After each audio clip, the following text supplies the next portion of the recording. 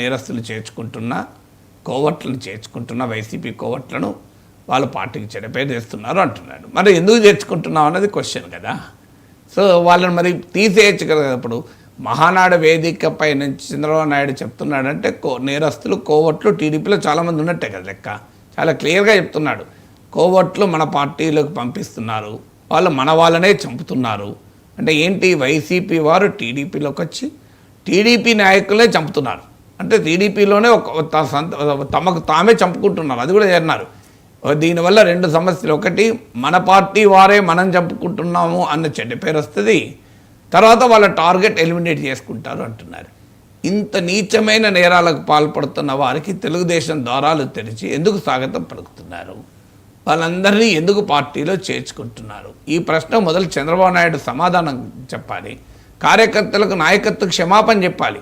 మేము ఇట్లాంటి పనికిమాలిన వాళ్ళందరినీ చేర్చుకొని పార్టీకి చెడ్డ పేరు తెచ్చినాం, ఇక ముందు చేర్చుకోమన్నాం. ఉపేక్షించను అనడేంటి? మీరు అనుమతిస్తున్న వాళ్ళు చేరారు కదా, మీరు ఉపేక్షించకపోతే వాళ్ళు ఎట్లా చేరుతారు? చేరడానికి స్కోపే లేదు కదా. అంటే పార్టీలో ఎవరిని పడతాం అని చేర్చుకునే నిర్ణయం తీసుకుంటున్న నాయకత్వం మరి ఏంటది? అంత వీక్ అండ్ అంత ఆలోచన లేని నాయకత్వం ఉందా టీడీపీకి? ఎవడొస్తే వాడిని చేర్చుకోవడమా అని లేదు. ఎన్నికలకు ముందు చేసుకున్నారు, ఎన్నికలకు అవసరం ఉంది, గెలవాలి కదా అని. వైసీపీ నుంచి వచ్చిన వారికి టీడీపీ టికెట్లు ఇవ్వలేదా? మంత్రి పదవులుగా జగన్ క్యాబినెట్లో మంత్రులుగా చేసిన వాళ్ళు నాకు గుర్తు టీడీపీలో ఎమ్మెల్యేలకు పోటీ చేసిన సందర్భాలు ఉన్నాయనుకుంటాను. పార్టీలో దశాబ్దాల పాటు పనిచేసిన వాడిని పక్కకు పెట్టి అప్పటికప్పుడు పార్టీలో చేరిన వారికి ఎంతమందికి చంద్రబాబు నాయుడు టికెట్లు ఇవ్వలేదు? మరి వాళ్ళంతా కోవట్లేదు, ఎందుకు టికెట్లు ఇచ్చారు?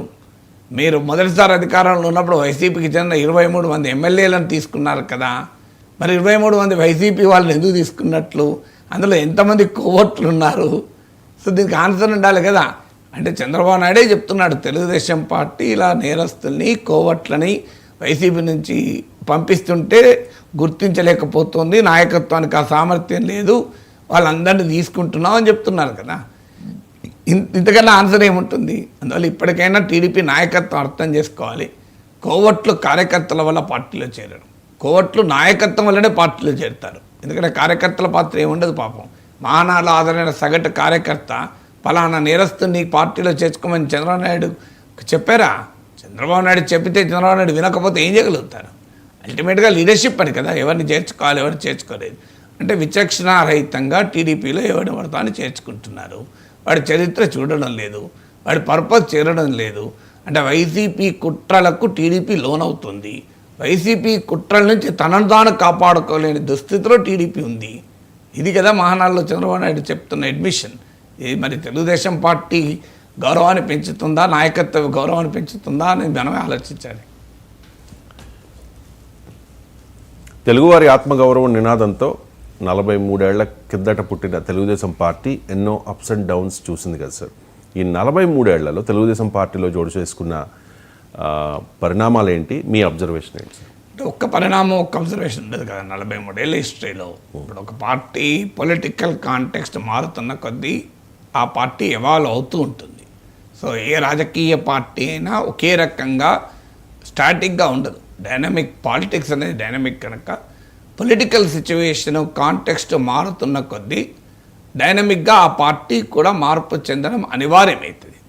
తెలుగుదేశం పార్టీ ఏర్పాటైనప్పుడు ఎన్టీ రామారావు టైంలో కేంద్రం ఆధిపత్య ధోరణులకు వ్యతిరేకంగా సమాఖ్య స్ఫూర్తిని నిలబెట్టడానికి, భాషా ప్రయుక్త రాష్ట్రాల గౌరవాన్ని కాపాడటానికి, రాష్ట్రాల అధికారాలను నిలబెట్టడానికి కేంద్రం పైన ఒక విరోచిత పోరాటానికి తెలుగుదేశం స్ఫూర్తిగా నిలిచింది. అంత గొప్ప పాత్ర భారతదేశంలో తెలుగుదేశం నిర్వహించింది. కేంద్ర రాష్ట్ర సంబంధాల పునర్వ్యవస్థ